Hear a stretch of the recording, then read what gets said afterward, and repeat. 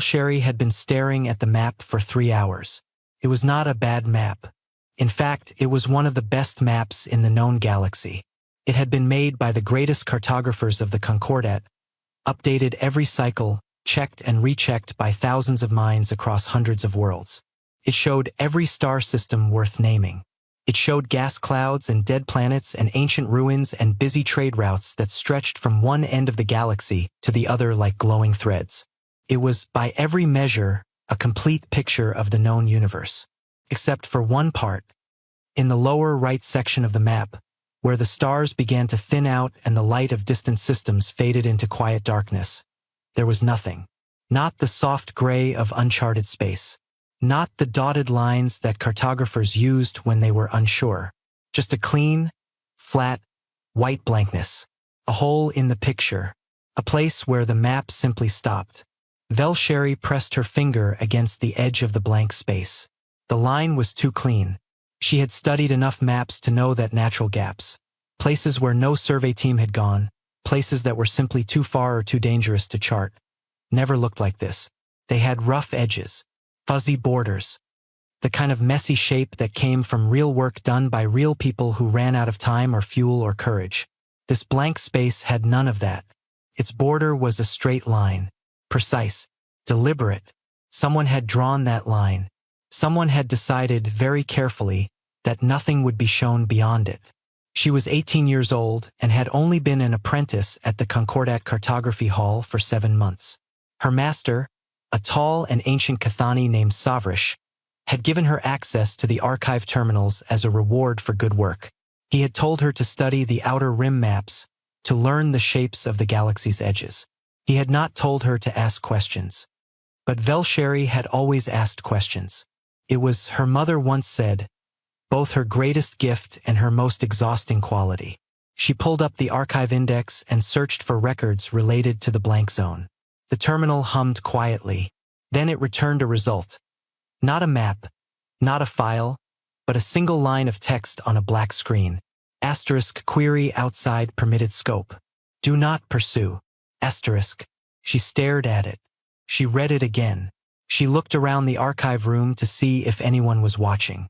There were a few other apprentices at their own terminals, all of them focused on their own work. No one was paying attention to her. She typed the query again, this time using a different set of search terms. She asked for historical survey records of the lower right rim. She asked for any navigation reports filed by ships that had traveled in that direction. She asked for the name of whatever civilization or territory existed in that blank space. Every time, the terminal returned the same message. Asterisk query outside permitted scope. Do not pursue. Asterisk. The next morning, she went to Savrish. She waited until the other apprentices had left the hall, and it was just the two of them standing among the tall shelves of physical star charts, the old paper kind that smelled like dust and age. She asked him carefully, politely, in the most respectful tone she could manage. Master Savrish, what is in the blank space on the lower rim map? He went still. It was not the stillness of someone thinking. It was the stillness of someone who had been caught off guard and was now deciding very quickly what to do. His eyes moved to the door, then to the floor, then back to her, and when they met hers, something in them had closed off, like a window being shut. There is nothing there, he said. Empty space. Not worth charting. But the border is too clean, she said. Empty space doesn't have a border like that. You are seeing patterns that aren't there, he said. Go back to your work. He walked away. The conversation was over. She could tell from the set of his shoulders and the speed of his steps that he would not discuss it again.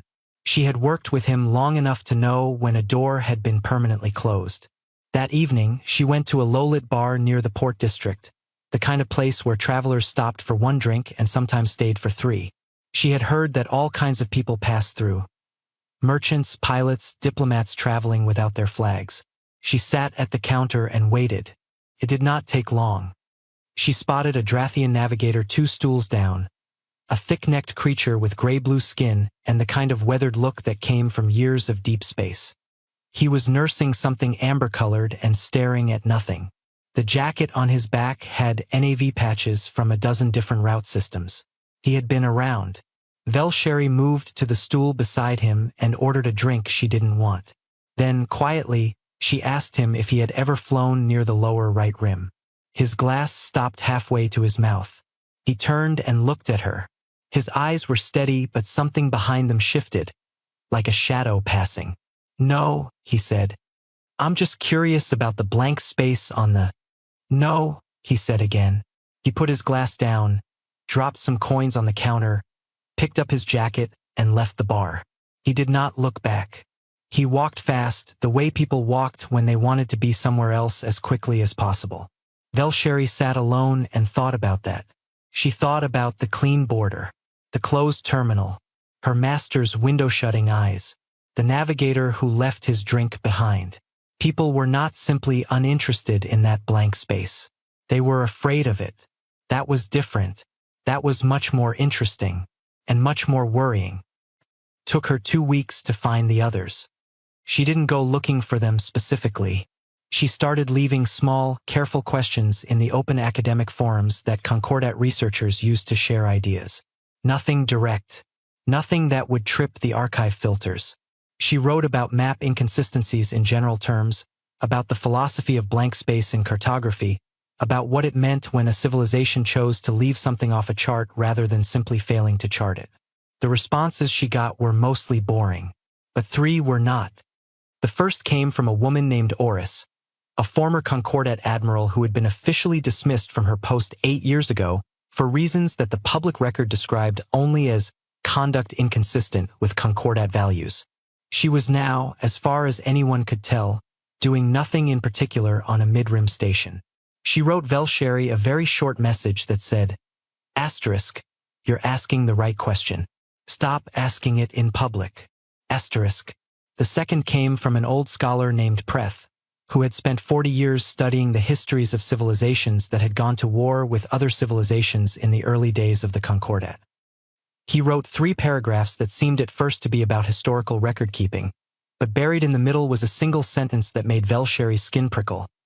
Asterisk, there are 6 major conflicts in the early Concordat period for which the opposing force is listed in official records only as unnamed hostile entity, despite the fact that the conflicts lasted years and cost millions of lives.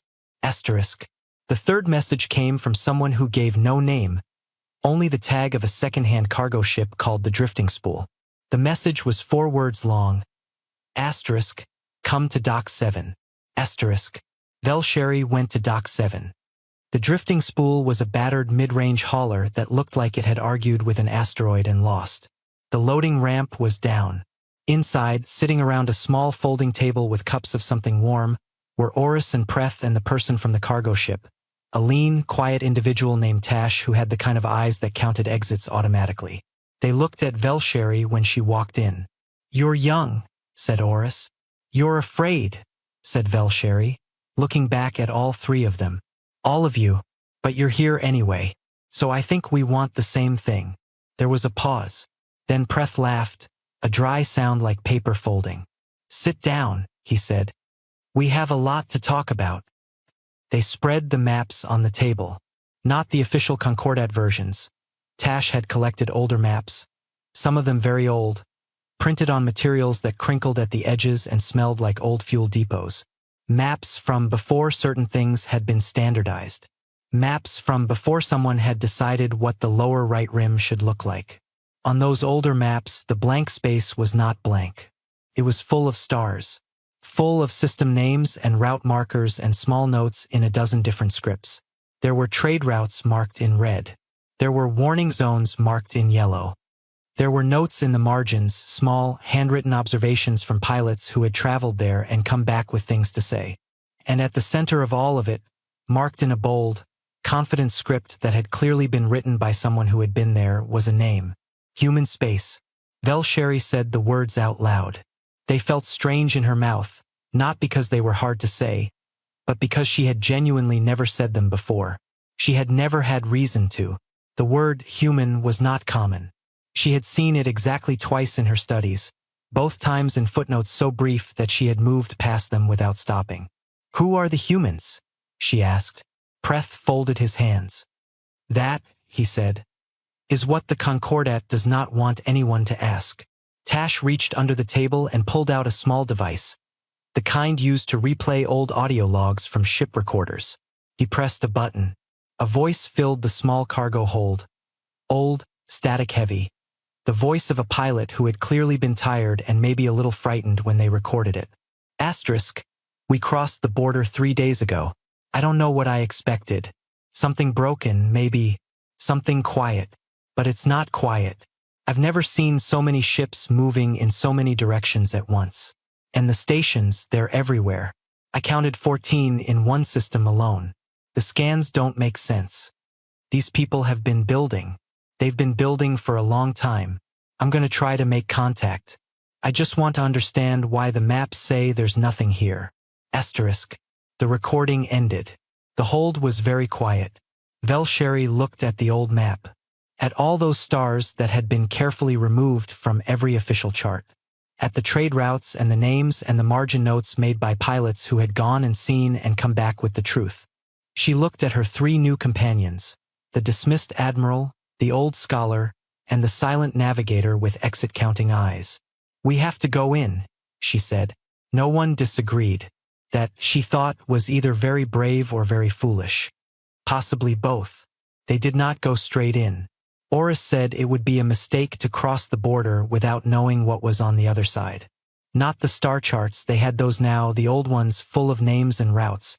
What they needed were stories. The kind that didn't get written down in official records. The kind that lived in the memories of old soldiers and retired traders and species who had once shared a border with whoever lived in that blank space. So first, they gathered. They traveled in the drifting spool, which was Tash's ship and which moved through space with a quiet reliability that suggested it had been pushed hard many times before and had always come through. They made stops on 6 different worlds over the course of 2 months. They sat in old people's homes and dark backroom offices and crowded market stalls. They asked careful questions. They listened. What they heard did not make them less afraid, but it did make things clearer. The first person they spoke to was a Vreth elder on a small agricultural world near the Midrim. Her name was Asava, and she was old enough to remember things that most living creatures did not. She had a face like dry bark and eyes that were calm in the way that very old eyes sometimes were. Like they had seen so much that nothing could surprise them anymore. She served them tea and did not seem alarmed by their questions. She had been waiting, she said, for someone to eventually come and ask. She told them about the first contact. It had happened 300 years ago, she said. Humanity had been expanding outward the way young civilizations do. They had found a Vreth colony ship and, not understanding the signal protocols, had done something that the Vreth colony crew interpreted as an act of aggression. There had been a response. Then a counter-response. Then ships were destroyed on both sides and suddenly there was a war, the way wars often began, through a chain of misunderstandings that each side understood only from their own point of view. We thought they were vicious, Asava said. She wrapped both her hands around her teacup. They hit hard and they hit fast and they did not seem afraid of losses. Our commanders said the humans were animals. They said they would overwhelm us with numbers and ferocity and that there would be no reasoning with them. Velsheri leaned forward. What happened? 72 hours after the first exchange of fire, Asava said, we received a communication from the human side. It was not a demand. It was not a threat. She paused. It was a question. She looked at each of them in turn. They asked why we were fighting. The room was quiet. They said, and I am telling you what was translated to our commanders at the time, they said, we don't know what we did to start this. We need to understand before we can decide if this is worth continuing. And then they stopped firing. Completely. They held their positions and they waited for an answer. Oris sat very still. And your commanders? Were confused, Asava said simply. We had never encountered that before. An enemy that stopped in the middle of a war to ask why the war started. She shook her head slowly. It took us 4 days to respond because our generals did not know what category to put the gesture in. Was it a trick? A weakness? A stall for reinforcements? Was it any of those things? Tash asked. No, said Asava. It was exactly what it sounded like. They genuinely wanted to know. She was quiet for a moment. The war ended in 11 days. There was an agreement. Borders were set. Reparations were exchanged, not just from us to them, but from them to us, even for the original misunderstanding that we had caused. She set her cup down. My grandmother was a diplomat in those talks. She said the humans were strange. Not cold. Not warm exactly. Just direct. Like they had no patience for anything that was not the truth. She looked at Velsheri. Ask your next question. I can see you have one. Were the humans in those talks afraid of the Vreth? Velsheri asked. Asava smiled, and it was a small, private smile, like she was remembering something specific. My grandmother asked one of the human diplomats that same question, she said. He thought about it and then he said, we don't really do afraid. We do angry. We do cautious. But afraid is not very useful, so we try not to spend much time there. 3 weeks later, they were sitting in a cold records room on a station near the old border of a civilization called the Drath Collective. Preth had found a contact there, a retired intelligence officer named Vesk who had agreed to share what he knew in exchange for a promise that his name would never be connected to anything they published. Vesk was a small creature with nervous hands and the habit of looking over his shoulder. He led them to a locked file cabinet and handed Preth a stack of physical documents. Old paper printouts, the kind that were hard to trace. They were fragments of a Concordat black file. Internal reports that had never been made public. Preth read them carefully, page by page, his expression growing slowly heavier. He told the others what was in them. 3 separate civilizations, the Drath Collective, the Civil Empire, and a third species called the Muron, had each, at different points in history, launched what the reports called a containment campaign against humanity. These were not small skirmishes. They were coordinated military efforts designed to end humanity as a spacefaring species. 2 of them had been large enough to involve fleets that could have cracked a planet's crust. All 3 had failed. The Drath Collective's campaign had lasted 4 years. It had started well. The Drath had better technology at the time, better organized fleets, a clear strategic advantage. But the humans had not behaved according to any military model the Drath commanders were using. They retreated in ways that turned into ambushes. They lost systems and then appeared in places no one expected. They seemed to have no single point that could be targeted and destroyed to end their ability to fight. When one group of humans was surrounded and cut off, other groups adjusted and kept moving. There was no head to cut off. The Drath report, written by a general who had clearly been very frustrated, described the humans as structurally incoherent but functionally indestructible. The Civil campaign had tried a different approach, economic strangulation rather than direct war.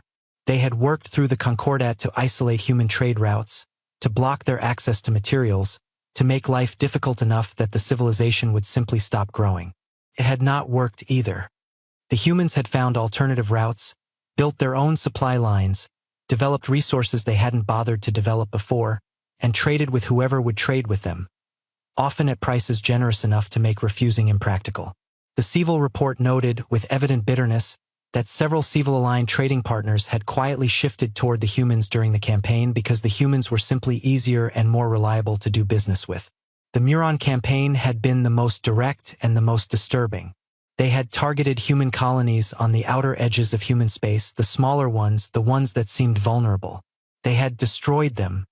Not just militarily, completely.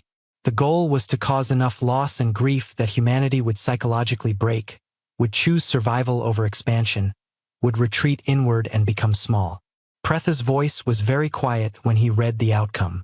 Humanity had not retreated. The response to the destroyed colonies had been to build memorials on new colonies that bore the same names. The expansion had not slowed. It had, if anything, moved in the direction of the destroyed worlds, as though humanity was making a point about where it chose to plant its flag. The Muron campaign ended after 7 years because the Muron ran out of resources and the will to continue. The humans never stopped. The final line of the Muron report read, "**, we do not understand what drives them. Loss does not deter them. Fear does not control them. They appear to process grief as fuel. Asterisk. No one in the drifting spool spoke for a long time after Preth finished reading. The last thing they found was not in a file or an old person's memory. It was in a debris field at the very edge of human space, a scatter of metal and old machinery from a battle that had clearly happened a very long time ago. Tash had a scanner and an interest in salvage, and when he swept the debris, he found something still active. It was a war drone, autonomous. Old model, old Concordat design, the kind that had been used in early border enforcement operations. Most of its systems were dead, but its core threat assessment module was still running, still doing the one job it had been built to do, cycling through its last scan data over and over in a loop. Tash pulled it aboard and connected a reader to its output port. The module had one active assessment on its screen. One threat classification, marked and locked, never cleared. It read, asterisk, threat classification, unresolvable, asterisk. Below that, in the secondary notes field, the drone had written something that drones were not typically designed to write. It had been an old model, Preth explained, an early type that was given a basic reasoning function so it could update its own assessments. It had reasoned at some point and left a note. The note said, asterisk subject does not respond to standard deterrence models. Subject does not appear to have a breaking point within observed parameters. Recommend reclassification. No suitable classification available. Flagging as unresolvable pending further data. Note: further data has not resolved this assessment in 11 years of continuous monitoring. Asterisk. Velsheri read it twice. She looked at the others. The galaxy had not erased human space from its maps because humanity was conquered or dead or weak. It had erased them because the greatest civilizations in known space had tried, more than once, to end them and had failed. Not because of humanity's weapons or their numbers, or any specific advantage that could be named and studied and eventually beaten. But because of something in the way they worked, in the way they held together and kept going and refused to stop, that none of the Concordat's categories could describe. An unresolvable threat. Not because they were the strongest, but because no one had ever figured out how to make them quit. And now Velsheri's small crew was sitting at the edge of that blank space on the map, in a battered cargo ship that smelled like old fuel, and they had decided to cross the line. Oris checked the navigation controls. Ready? She asked. No, said Velsheri. Good, said Oris. Neither am I. Let's go anyway. They crossed the border at dawn. Ship time. There was no fence, no wall, no dramatic line in space marked by warning buoys or patrol ships. There was simply a set of coordinates, the edge of what every official Concordat map showed as empty space, and then there was the other side of those coordinates. Tash flew them through it slowly, the way someone might step through a doorway they weren't sure was safe. For about 30 seconds, nothing changed. Space looked the same on both sides. Stars were stars. The dark was the dark. Then the sensors came alive. Velsheri was sitting at the navigation console when it happened, and the number of signals that suddenly appeared on screen made her sit up sharply. She thought at first that the equipment was malfunctioning. She tapped the screen. The readings stayed the same. Ships, dozens of them, moving in every direction at different speeds on different routes. Some were large, freighter-sized, slow and deliberate. Some were small and fast, darting between coordinates in ways that looked almost casual. Communication signals were everywhere, layered on top of each other, a dozen different frequencies carrying what sounded like ordinary conversation and traffic coordination and something that might have been music. That can't be right, Velsheri said. Tash leaned over and looked at the screen. He looked for a long time. It's right, he said quietly. Oris stood at the back of the cockpit and stared through the viewport. She had been an admiral for 20 years. She had seen a lot of space, a lot of traffic, a lot of busy ports and active systems. Her face was not easy to read, but Velsheri had spent enough time with her now to notice when something surprised her. She was surprised. The maps don't show any of this, Oris said. The maps show nothing, Preth said from his seat, his voice dry. We have established that. What the maps didn't show, what the Concordat had decided to remove from every chart, every archive, every teaching material for the last 300 years, was this: human space was enormous. Not in the way that empty space was enormous. In the way that a city was enormous. Alive and dense and full of movement in every direction. As the drifting spool moved deeper in, the picture grew larger. Systems that were supposed to be blank on every official chart turned out to have stations. Some had multiple stations. There were communication relays strung between planets like lights on a line. There were construction operations, great skeletal structures being built in orbit around worlds that the old maps had listed as uninhabited. There were agricultural platforms, mining operations, research posts, fuel depots. Preth had brought a pen and a notebook, physical, old-fashioned, and he was writing things down as fast as his hand could move, his face bent close to the page. "They've been busy," he said, without looking up. 300 years, Tash said. "Wouldn't you be?" The first human they met was named Dara Okafor. They had been trying to find a port, somewhere to dock, to get their bearings, to figure out what the local protocols were for a foreign ship entering without prior contact. In the Concordat, this would have been a complicated process involving documentation and inspections and a great deal of waiting. Velsheri had been preparing for something similar.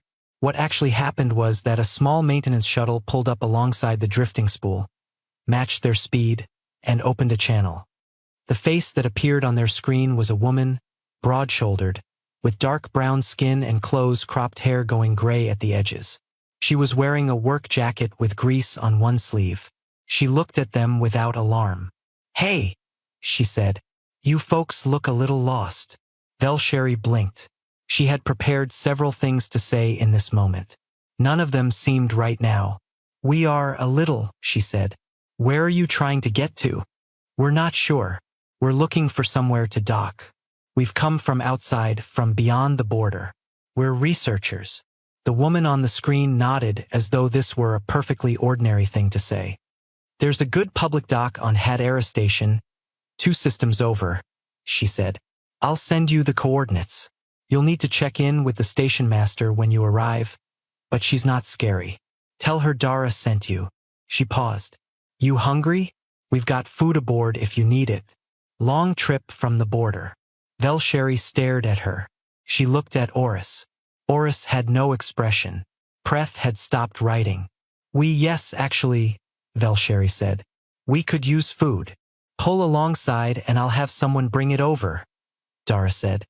"Hang on." 20 minutes later, a young human in an environment suit had crossed between their ships with a sealed container of hot food. Something grain-based with vegetables and a sauce that smelled rich and warm. He handed it through the airlock hatch with a grin, said, "Safe travels," and went back. No inspection. No questions. No forms to fill. Velsheri sat with the container of food in her lap and tried to make sense of what had just happened. When they reached Hadera Station and docked, she went back through the comlog and found the channel they had used to speak with Dara. She sent a message. *, "You gave us food and asked for nothing in return." "Why?" *, the reply came 2 hours later. "For words." *, "You looked like you needed it." Hadera Station was the first human place Velsheri had ever stood in, and it was not what she had expected. She had not expected, if she was being honest with herself, to expect anything at all, because she had told herself to arrive with no assumptions. But there were always assumptions underneath the ones you knew about. She had half imagined something austere and military, a civilization that had survived so many attacks must, she had thought, operate like a fortress. What she found instead was noise. Good noise. The kind made by a lot of people all doing different things in close proximity to each other and not minding. The station's main concourse was wide and brightly lit and full of stalls selling food and tools and clothing. Children ran through the crowd. Old people sat on benches near a large viewport showing the stars outside and talked to each other.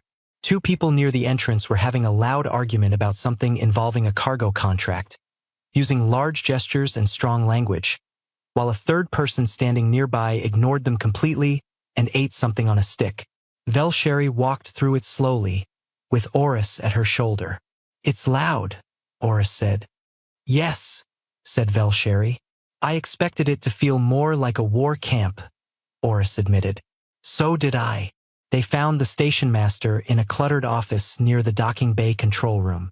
She was a tall woman named Ferris who had the manner of someone responsible for too many things at once and had long since made peace with that.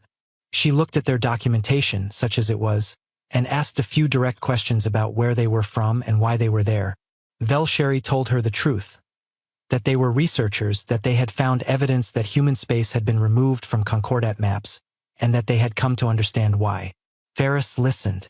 She did not seem alarmed. She did not call security. "Yeah," she said, leaning back in her chair. "We know about the maps." Velsheri paused. "You know, we found out maybe a century after they did it," Ferris said. "Word travels, even when someone's trying to keep it quiet." She shrugged. "We talked about it, argued about it, really the way we argue about everything. Some people wanted to make a big deal out of it. Others said leave it alone. Eventually the general feeling was that if they wanted to pretend we weren't here, that was their problem to have, not ours. We had other things to work on." "That's it," Oris said. "You just let it go?" Ferris looked at her with calm eyes. "We didn't let it go," she said. "We just chose what to spend our energy on. Being angry at a map doesn't build anything." She paused. "We built things instead." Over the following weeks, the crew moved deeper into human space, stopping at different worlds and stations, always asking questions, always listening. They found that humans had no single government. The Concordat ran through a central council, laws, standards, authority, all flowing from one source. Humans had nothing like that. There were republics and coalitions and loose agreements and local councils and trade unions and community boards. There were arguments at every level about how things should be run. There were elections and debates and disagreements that seemed, from the outside, like they should produce chaos. But somehow they didn't. When a crisis came, and Velsheri learned of several from recent history, the different groups aligned fast. Not perfectly, not without argument, but enough. A natural disaster on one world had seen 3 separate rival coalitions coordinate relief shipments within hours, despite having disagreed loudly about trade policy the week before. "How do they do that?" she asked a young human named Bren, who ran a small cargo operation out of a mid-sized colony and seemed to have time to talk. Bren thought about it. "I think we just don't like to see people suffer," he said.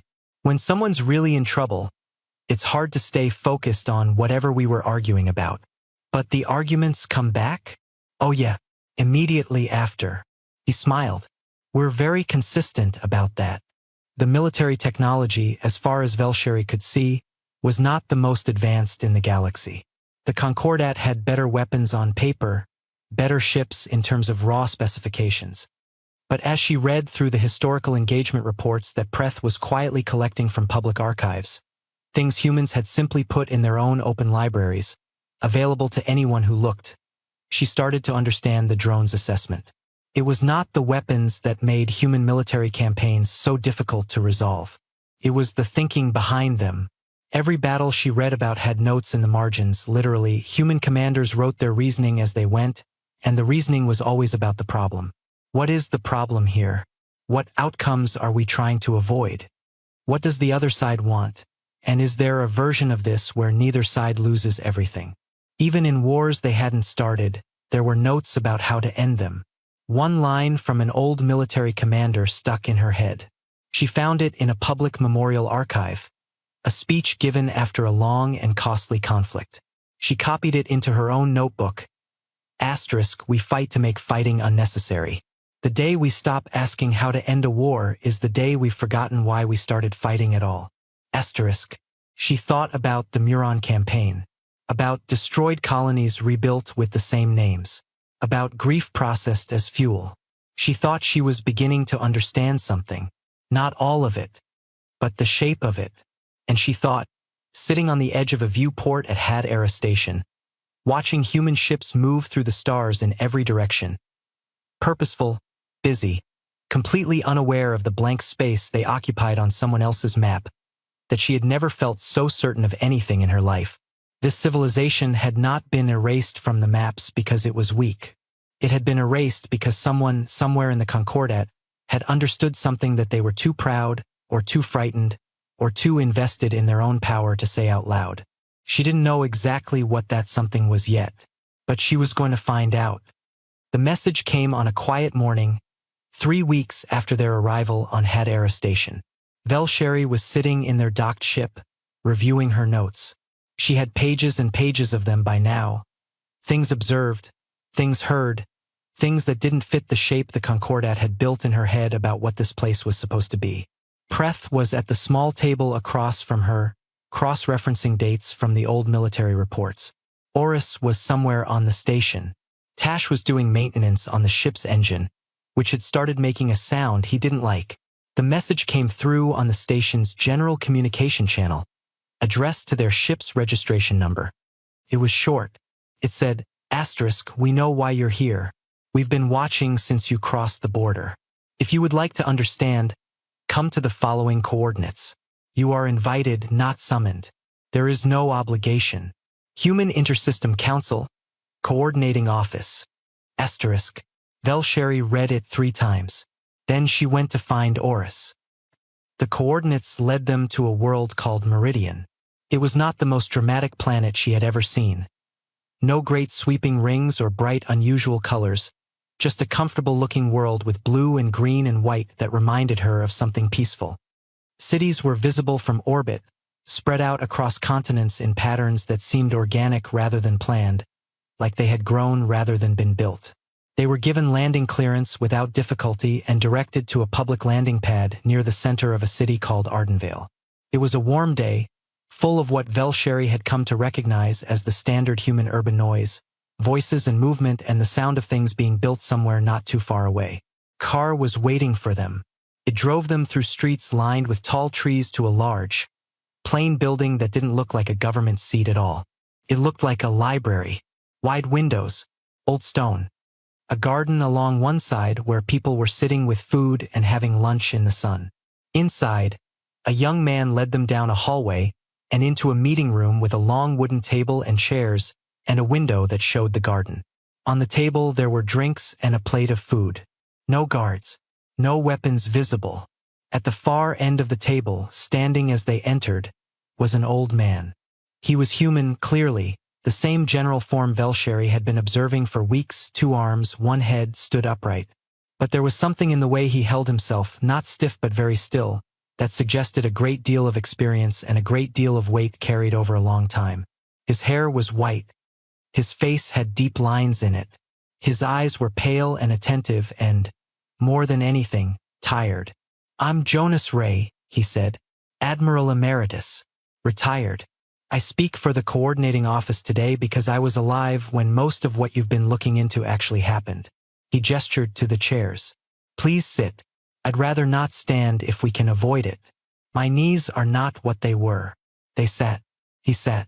He looked at each of them in turn, Velsheri, then Preth, then Oris, then Tash. "You came a long way to ask a question," he said. "I'd like you to ask it directly. I'll give you a direct answer." Velsheri thought about all the careful, indirect questions she had spent months learning to ask. Then she set them aside.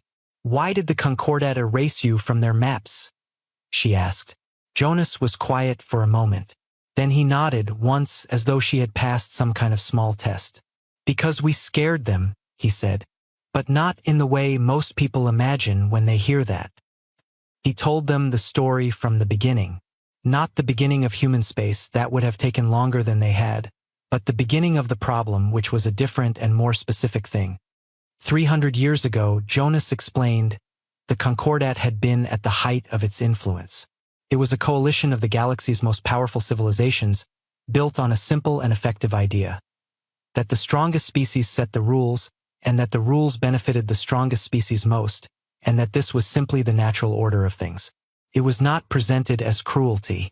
It was presented and perhaps genuinely believed to be stability, order, a system that worked. And for most of the galaxy it did work. Or at least it worked well enough that most species found it easier to accept than to fight. But then humanity arrived at the edges of Concordat space. Not aggressively. Not with weapons pointed outward.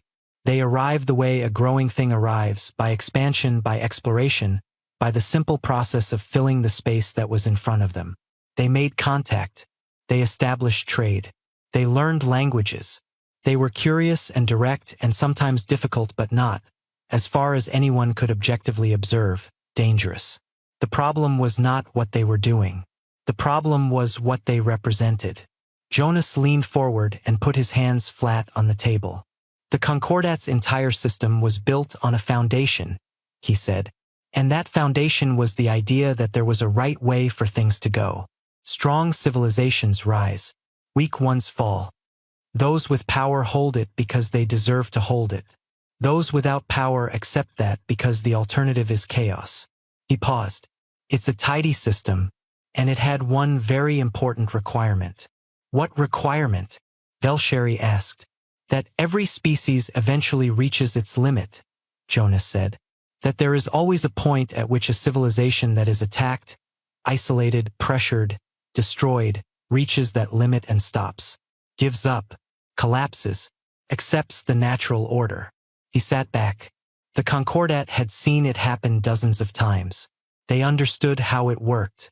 They had built systems around it. He looked at the table. And then they tried to find our limit, he said. He told them about the draft campaign in straightforward terms, not in the dry language of the black file reports that Preth had read, but plainly the way someone described something they had thought about many times. The draft had been certain. They had the technology advantage. They had the numbers. They had a clear strategy. And humanity had, as the reports confirmed, refused to behave correctly. They did not centralize. They did not have a single point that could be broken. When one part of them was cut off, other parts adapted. When they lost ground, they found different ground. When they were hurt, they kept moving.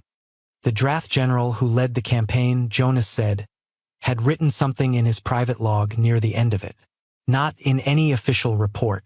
Just a private thought, written late at night after a long day of a war that wasn't going anywhere.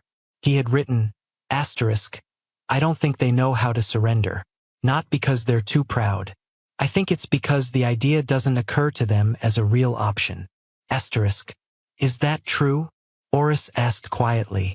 She had been a military commander. She asked the question as a professional, not an accusation. Jonas considered it. Not entirely, he said. We know what surrender is. We've done it at the tactical level when it was the right call. But at the civilizational level, he thought about it. I think what the draft commander was picking up on was something different. We don't have a category for it's over. As a species, we just don't have it. There's always another option. There's always something left to try. And if we can't think of anything, we wait until we can. He paused. It's probably not a strategy anyone decided on. It's just how we're put together. Then he told them about the Muron campaign, the colonies, the decision to destroy them. His voice was still even, but something beneath it changed slightly. The weight Velsheri had noticed when she first looked at him became more visible. They thought grief would do it, he said. That we would look at what we had lost and decide the cost was too high. That the expansion would stop. That we would turn inward, become small, and eventually just stop being something the Concordat needed to worry about. What happened instead? Preth asked, though he knew. They had all read the reports. We rebuilt the colonies, Jonas said, with the same names, in the same direction. He was quiet for a moment. I was young then. I lost people I knew in those attacks. I remember what it felt like. I remember the grief. He placed one hand flat on the table, a slow, deliberate motion. But the grief made us want to keep going more than ever. Not for revenge. Not exactly. More like they had tried to write those people out of existence. And we couldn't let that stand. We had to keep their names in the universe. Velsheri thought about the old drone with its single unresolvable assessment. She thought about what it meant to be unresolvable. And then the Concordat voted, she said, to erase you from the maps. Yes, Jonas said. After the campaigns failed. After 3 separate efforts to end us, each by a different method, each using real resources and real commitment, all 3 came to nothing. And the Concordat had a problem. A philosophical problem. He looked at her directly. Their system required limits, he said. It required that every species had a breaking point. That was how the powerful stayed powerful. They could always, in the end, break you. But they couldn't break us. They had tried. And they couldn't find the break. He shook his head slowly. And if we didn't have a limit, if a civilization could absorb everything and keep going, then the whole foundation of their system became questionable. If the strong don't always win in the end, then what exactly is the justification for the strong making all the rules? The room was very quiet. So they hid us, Velsheri said. They hid us, Jonas agreed. They erased us from the maps. They removed us from educational records. They let the memory of us fade in the younger species. They hoped that if no one remembered we existed, and we stayed quiet in our space building things, eventually it would all just become irrelevant. The question we represented would never need to be answered. Oris, who had been silent for a long time, spoke. But we're here, she said. A cartographer's apprentice found the edge of your blank space and couldn't leave it alone. Jonas looked at Velsheri. His tired eyes were warm. Questions have a way of surviving, he said. That's the one thing you cannot erase from a map. He was quiet for a moment. Then he said, they weren't afraid of what we'd do to them. We had never threatened the Concordat. We had no interest in conquest. We just wanted to exist and grow and build things and talk to people. He paused. They were afraid of what it meant if we kept existing. Because if we kept existing, if we just kept going the way we always had, surviving everything, refusing to stop, it meant the universe doesn't have rules. Not the rules they built their power on. It just has people. And people are not predictable. People cannot be controlled by simply being stronger than them. He picked up his cup and held it for a moment. It meant that strength wasn't destiny, he said, and that terrified them more than anything we could have done with a weapon. The meeting ended in the late afternoon. Jonas walked them to the door himself. At the threshold of the building, he stopped and looked out at the garden where people were still sitting in the last of the day's light. What will you do with what I've told you? He asked. Not a threat, just a question. Velsheri looked at the garden, then back at him. Tell people, she said simply. Jonas nodded once. He looked like someone who had been carrying something heavy for a very long time, and had perhaps, in this moment, set a small part of it down. Good, he said. He went back inside. The four of them walked to the car, through streets that smelled of warm air and growing things, under a sky that was beginning to go the color of old copper at its edges. Around them, the city continued its life. People walking, talking, laughing, arguing, going home, going out, living. Velsheri thought about blank spaces on maps. She thought about what it meant to fill them in. She did not sleep much that night. But when she did, she dreamed of stars, not blank and white and erased, but named and bright and thoroughly, defiantly present. Velsheri wrote everything down. She had been writing since the first day she noticed the clean edge on the map, but now she wrote with purpose. Not as notes, not as observations, but as a record. The kind of record that was meant to be read by others. She wrote about the old maps with their systems and routes and margin notes written by pilots who had gone and seen and come back with the truth. She wrote about Asava and the war that ended because humanity stopped and asked why. She wrote about the black file fragments, the 3 campaigns, the drone with its single unresolvable assessment. She wrote about crossing the border and finding noise where there was supposed to be emptiness. She wrote about Dara and her food and her forward answer. She wrote about Jonas Ray and the weight behind his eyes and the quiet, still way he said the universe doesn't have rules, it just has people. She wrote it in plain language. No complicated terms. No academic hedging. The kind of writing that anyone could pick up and follow, because she wanted anyone to be able to pick it up and follow it. Preth edited. Oris reviewed the sections about the military history and confirmed that what they said was accurate. Tash, who was a man of few words, read the finished draft once from beginning to end and then said simply, "It's good. Send it." They sent it on a Tuesday morning, ship time, while docked at a public station 3 systems inside human space. They sent it to every open academic channel in the Concordat they could access. They sent it to news services that were not officially Concordat-aligned. They sent it to the inboxes of individual researchers, scholars, journalists, and teachers whose names they had collected over the months of their search. People who asked questions for a living, people whose job it was to notice when something was being kept quiet. They sent it in plain text and in compressed file format and in audio format that Velsheri recorded herself, sitting in front of the ship's internal recorder and reading it aloud in her own voice. The title was simple: What the Concordat Removed from the Map and Why. Then they waited. For 2 days, nothing seemed to happen.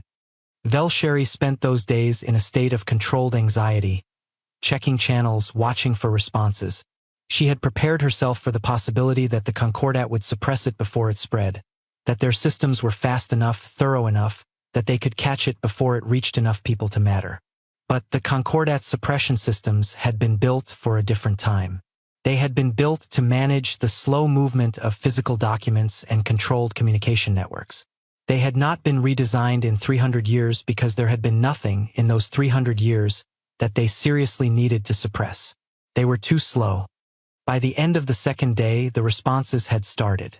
The first wave came from academics, researchers who had spent careers working around the edges of the exact questions Velsheri had asked, who had noticed inconsistencies and been told to look elsewhere and had done so outwardly while quietly continuing to pull at the same threads.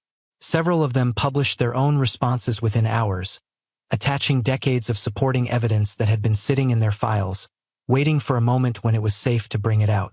The second wave came from the public. This one was louder. There had been, as it turned out, a great many people across the Concordat who had noticed the blank space. Children who had asked their teachers and been redirected. Travelers who had filed reports of unusual signals near the lower right rim and been told their equipment was malfunctioning. Pilots who had traded stories in bars about the edge of the map where something felt different. For hundreds of years, these people had existed, scattered, unconnected, each one told privately that they were mistaken or overthinking or simply not permitted to pursue the question. Now they found each other, all at once, across every open channel the Concordat maintained. The conversation was enormous. It was also very fast, and it was very angry. The Concordat's official response came 4 days after the publication. It was a statement from the Central Council, measured and formal. It acknowledged that historical cartographic decisions had been made regarding the lower right rim and described them as strategic determinations made in the interest of galactic stability. It did not use the word cover-up. It did not name the 3 campaigns against humanity. It said that a review committee would be formed to examine the historical record. In the forums, the response to this statement took approximately 11 minutes to reach a consensus. That it was not enough. The protests began the following week. They started on 3 worlds simultaneously, not organized by any single group, not called by any official opposition. Just people who had read what Velsheri had written and decided to walk to the nearest Concordat administrative building with a piece of paper in their hands. The paper, on every world, had the same thing printed on it. A map of the lower right rim. Official Concordat version. Completely blank. Blank maps outside Concordat offices. Blank maps carried by crowds in capital cities. Blank maps painted on walls. A blank map printed on the front page of a dozen independent news publications under the same simple headline, translated into every language spoken in the Concordat. This is what they hid. Within the Concordat itself, the fractures that had always existed in the alliance deepened fast. 3 member species, the Cathani among them, sent formal requests to the Human Intersystem Coordinating Office, asking to establish direct communication and, eventually, diplomatic relations. They did it publicly, which was its own kind of message. They did not ask the Central Council's permission first. The Civil and the Muron, whose historical campaigns against humanity were now public knowledge, said nothing for several days. Then the Muron issued a statement that was, given everything, surprising. It acknowledged what had been done. Not fully, not in the depth that the historical record demanded, but it acknowledged it. It used the word wrong. It said that conversations should be had. Preth, reading the Muron statement on a screen in their ship's small common area, sat for a long time. I didn't expect that, he said finally. Shame is interesting, Oris said. It can break people, or it can make them honest. She paused. Sometimes it does both at once. The disgraced admiral who had helped Velsheri from the beginning, Oris herself, received a formal communication from the Concordat Central Council during the third week. It informed her that her dismissal 8 years ago had been reviewed, and that the determination to dismiss her had been made in error, and that her rank and record were hereby restored. She read it twice. Then she put it face down on the table. I'm resigning, she said. Velsheri looked at her. From reinstatement? From the Concordat entirely, Oris said. She looked calm and certain in a way she had not looked when Velsheri first met her. A woman then doing nothing in particular, heavy with something she hadn't been able to name. There are people forming an independent survey organization, not aligned with the Concordat, open to any species who want to participate. Their first charter is to produce an accurate galactic map. She looked at Velsheri. They've asked me to lead the first expedition. Velsheri smiled. Say yes, she said. I already did, said Oris. It was 6 weeks after publication that Velsheri returned to the Concordat Cartography Hall for the first time. She had thought there might be a problem at the door. She was, after all, an apprentice who had taken unauthorized leave and then published a document that had caused what the news services were calling the greatest political disruption in Concordat history in a century. She had considered, practically, that she might be arrested. What actually happened was that the hall director, a thin, formal Cathani she had never personally spoken to, met her at the entrance and told her that her apprenticeship status had been upgraded to full researcher, effective immediately if she wanted it. She said she would think about it. Then she asked for access to the main cartography terminal, the best one, the one with the high-resolution rendering display, and the director said yes. She sat at the terminal for a long time before she began.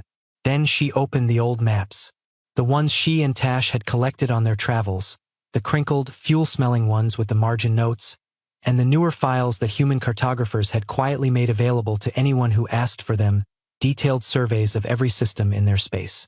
She cross-referenced them. She checked coordinates. She filled in names. Took most of the day.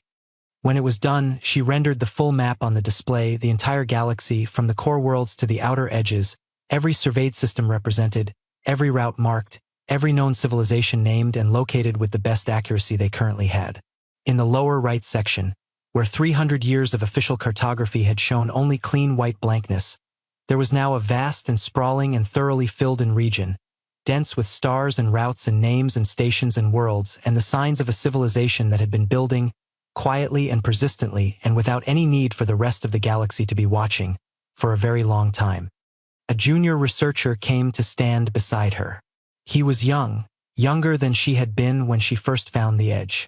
He stared at the map on the display with wide eyes. It's so big, he said quietly. Velsheri looked at it. She had seen it before. She had been inside it, had eaten food there and walked its streets and spoken to its people. But seeing it on a map, finally, after everything, made something in her chest feel settled in a way it had not felt in a long time. It always was, she said. We just didn't have the courage to look. He was quiet for a moment. Are they angry? He asked. The humans. About being erased. Velsheri thought about Dara Okafor and her easy generosity and her forward answer. She thought about the city of Ardenvale and its garden and its noise. She thought about Jonas Ray with his tired eyes and his honest voice, and the last thing he had said to them as they left. Asterisk good. Tell people. Asterisk. No, she said. They were never waiting for us to acknowledge them. They were just living. She saved the map. She filed it into the official archive under her full name with a timestamp and a public access flag that meant anyone, anywhere, on any terminal with Concordat access, could open it and see it. Then she stood, stretched, and walked out of the hall into the evening air. On a station in the middle of human space, Dara Okafor was fixing the coolant system on a mid-range cargo hauler that had limped in from a 3-system run with a leak in the secondary line. The ship's crew, 4 of them, all tired, all relieved to be docked, had told her what happened and what they needed. She had told them it was no problem. She was halfway through the repair when her station's public news channel chimed. Someone had sent an update flag. She glanced at the screen. There was a picture of the new map, the first official Concordat chart to show human space in 300 years. Someone had highlighted it in gold, and a lot of people were sharing it. Dara looked at it for a moment. A small smile crossed her face. Then she went back to the repair. There was still work to do. There always was. And humanity, as it always had, kept going.